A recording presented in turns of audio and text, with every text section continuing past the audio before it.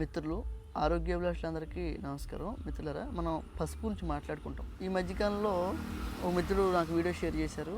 Hero ఏమని చెప్తాడంటే, పసుపు వాకిట్లో వేసుకోవడం, పసుపు రాసుకోవడం, పసుపు కూరలో వేసుకోవడం అది బాగుంటుంది, రుచిగా ఉంటుంది, లేకపోతే వేసుకుంటే అందంగా ఉంటుంది. ఇది కాదు చెప్పాల్సింది, సైన్స్ గురించి చెప్పండి అంటే. పసుపు క్రిమికీటకాలు ఏదైతే ఉందో, అంటే మనకి వైరస్ లాంటివి ఏవైతే ఉన్నాయో అది రానివ్వదు ఒకటి.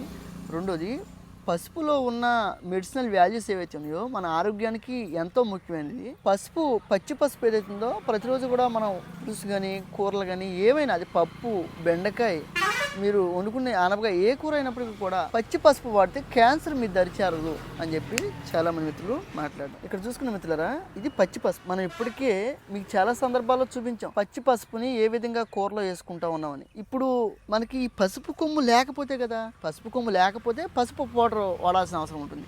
అదే పసుపు కొమ్మే ఉంటే ఇది అద్భుతంగా